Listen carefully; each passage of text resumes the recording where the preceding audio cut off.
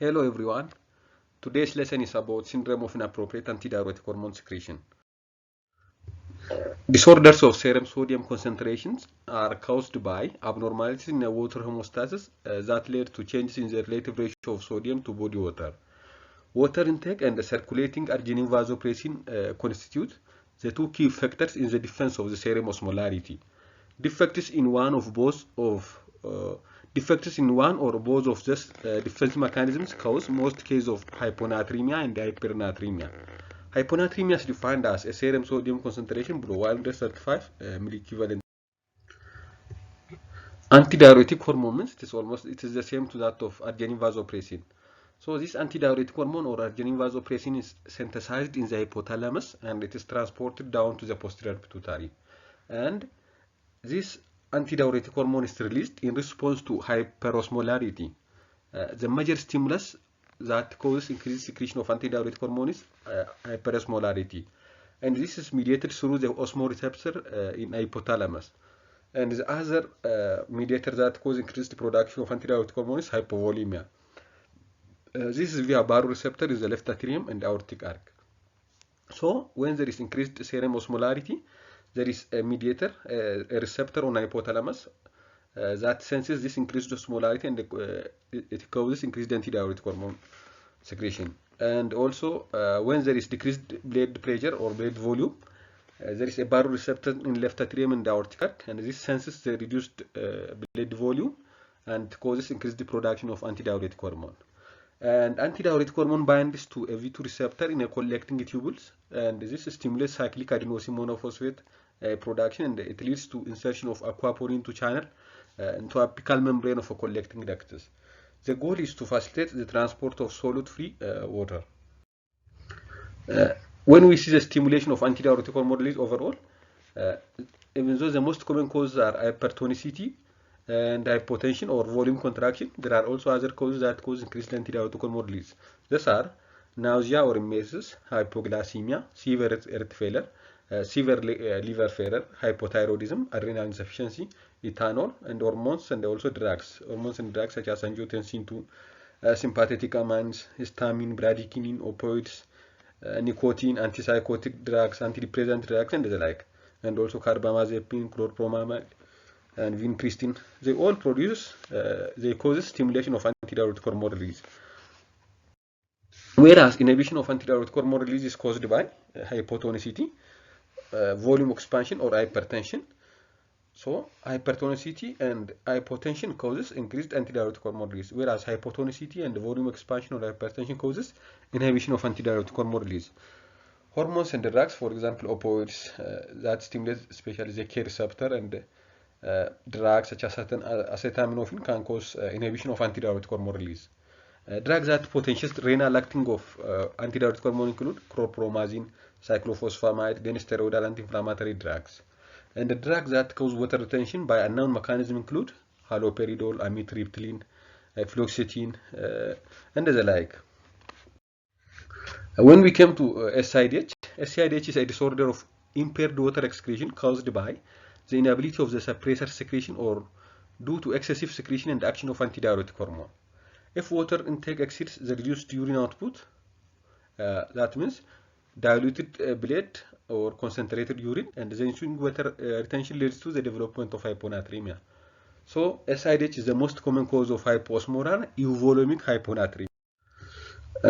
When we see the pathophysiology, inappropriate antidiuretic hormone secretion causes it induces water retention. This water retention causes hyponatremia. Volume expansion activates secondary natriuretic mechanisms, resulting in sodium and water loss and restoration of near euvolemia. And the net effect is that with chronic SIDH, sodium loss is more prominent than water retention. However, since there is no impairment in volume regulatory hormones, such as aldosterone and natriuretic peptides, patients with SIDH are euvolemic unless there is secondary problem leading to salt loss. So why hyponatremia and natriuresis in SIDH? So we can easily understand by this mechanism. Increased AVP or arginine vasopressin or antidiuretic hormone causes water retention. This water retention causes suppression of renin, angiotensin, aldosterone system. Suppression of the RAS system causes natriuresis or sodium loss, and this causes hyponatremia. And also in another mechanism, increased antidiuretic hormone causes water retention. This causes increased arterial natriuretic peptide. This causes natriuresis, and at the end, hyponatremia appears. When we see the etiology of SIDH, there are so many causes for syndrome of inappropriate antidiuretic hormone production. From this, the most common one is head trauma, closed and penetrating, or CNS surgery. And the others are neoplasm, carcinomas of lung, duodenum, pancreas, ovary, and Ewing sarcoma, and also bronchial adenoma, mesothelioma, thymoma. They all predispose for SIDH. Infectious causes such as pneumonia, bacterial or viral abscess, lung or brain cavitation, tuberculosis, lung or brain meningitis, bacterial viral encephalitis, AIDS, and vascular problems such as cerebrovascular occlusions, hemorrhage, cavernous sinus thrombosis, or stroke overall can predispose for syndrome of inappropriate antidiuretic hormone production. The others are genetic causes such as X-linked recessive, which causes V2-receptor gene mutation. The other causes are neurologic causes such as Guillain-Barré syndrome, multiple sclerosis, delirium, amyotrophic lateral sclerosis, hydrocephalus, psychosis, peripheral neuropathy, and also congenital causes such as agenesis, corpus callosum, cleft lip, cleft palate, metabolic causes such as acute intermittent porphyria, pulmonary causes such as asthma, pneumothorax, positive pressure respiration, and the drugs such as carbamazepine, vincristine, chlorpromide, tricyclic antidepressant, monoamine oxidase inhibitors, serotonin reuptake inhibitors, oxytocin, athyros can cause syndrome of inappropriate antidiuretic hormone production.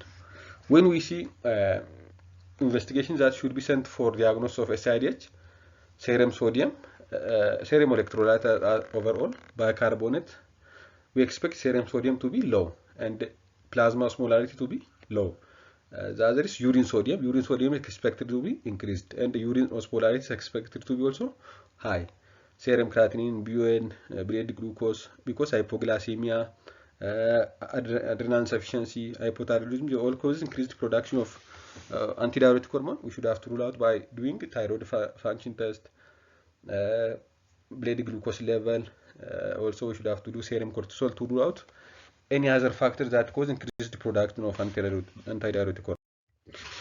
So, SIDH is diagnosed when there is normal extracellular fluid volume or slightly increased. So, overall, the patient is euvolemic and low serum osmolarity, less than 274 millimole, or hypoosmolality, and increased urine osmolarity greater than 100 milliosmol per kg, and increased urine sodium greater than 40 milliequivalent per liter. And also low plasma uric acid and low BUN to creatinine ratio, and also hypothyroidism and adrenal insufficiency should be ruled out. And also the patient should not be taking diuretics. So SIDH should be diagnosed when these findings occur in the setting of otherwise normal cardiac, renal, hepatic, thyroid function, in absence of diuretic therapy, and also in the absence of other factors known to stimulate ADH secretion such as hypotension, severe pain, nausea, and distress. And also failure to correct hyponatremia with normal saline and correction with fluid restriction shows there is SIDH.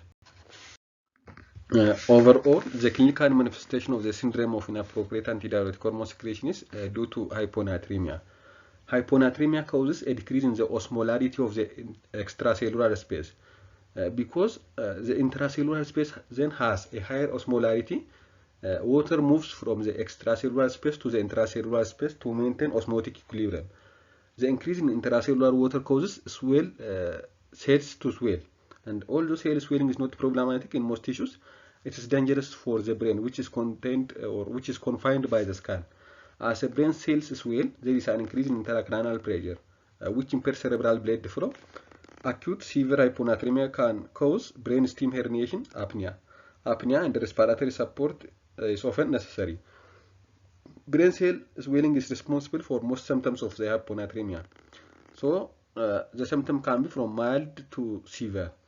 Neurologic symptoms of hyponatremia include anorexia, nausea, emesis, lethargy, confusion, agitation, headache, seizure, coma, decreased reflexes, and also patients might have hyponatremia, hypothermia, and kinestroke respiration. Hyponatremia can also cause muscle cramps and the weakness, and also rhabdomyolysis can occur with water intoxication. So the overall clinical manifestations are due to hyponatremia, and also this clinical manifestation depend on whether hyponatremia is of acute or chronic. If it is chronic, most of the time it is compensated, and we may not see all those signs and the symptoms. But if it is acute and severe, those symptoms are common.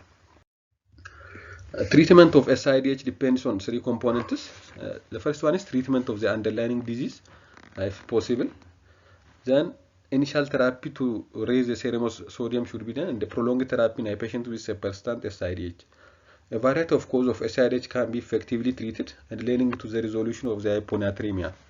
This includes hormonal replacement in adrenal insufficiency or hypothyroidism, and also treatment of infections such as meningitis, pneumonia, and tuberculosis, and cessation of offending drugs such as selective serotonin reuptake inhibitors or chlorpromazine.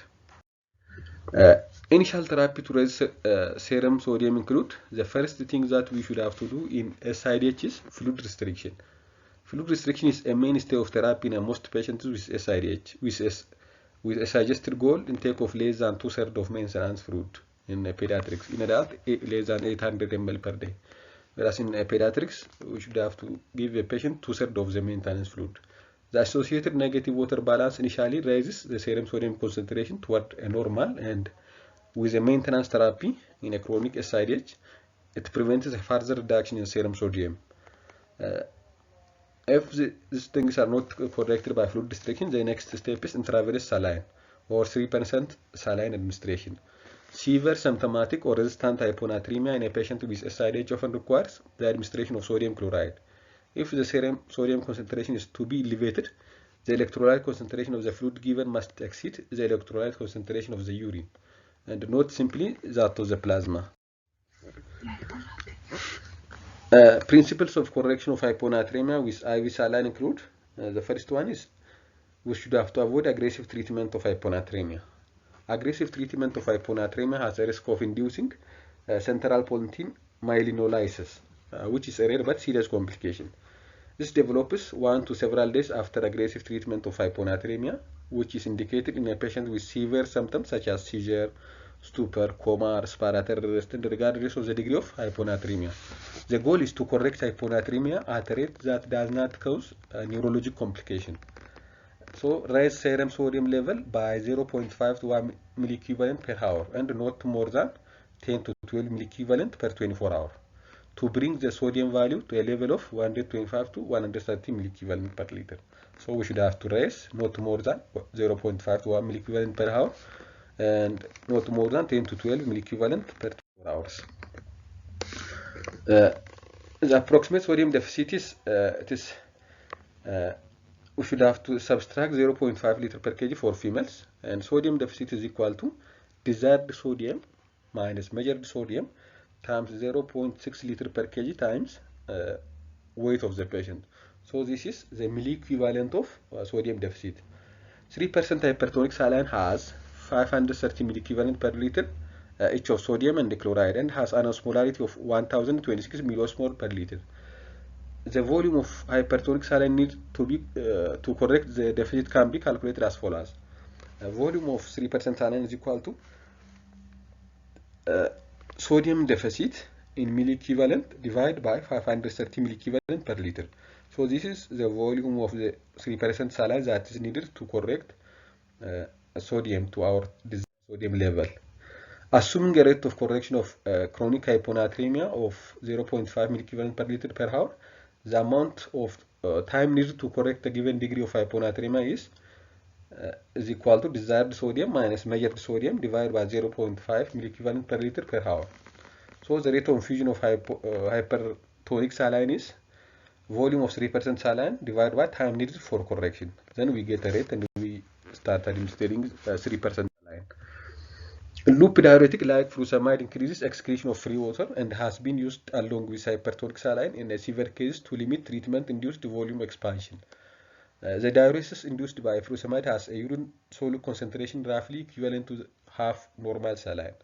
And also sometimes, if 3% saline is not available, oral salt tablets can also be administered to correct chronic hyponatremia. The other thing is about the vasopressin receptor antagonists. Vasopressin receptor antagonists produce a selective water diuresis or aquaresis without affecting sodium and the potassium excretion. Inhibition of the arginine vasopressin receptor reduces the number of aquaporin to water channel in the renal collecting duct and decreases the water permeability of the collecting duct. The ensuing loss of electrolyte-free water will tend to raise the serum sodium in a patient with SIDH. There are two drugs currently which are approved by FDA. The first one is Conivaptan.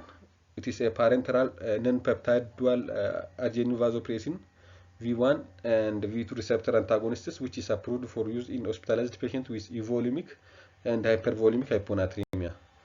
And the other is Tolvaptan, which is a selective oral V2 receptor antagonist, and it's also approved for use in hospitalized patients for hypervolemia and euvolemic hyponatremia.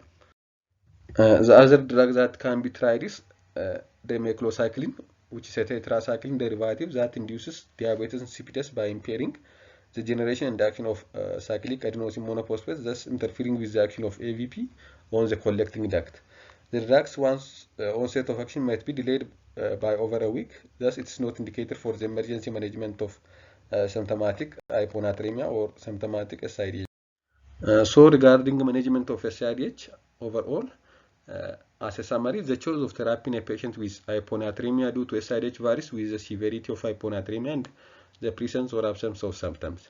Severe symptomatic hyponatremia who presents with seizure or other severe neurologic abnormalities, or with symptomatic hyponatremia in a patient with intracerebral disease, urgent intervention with hypertonic saline is preferred.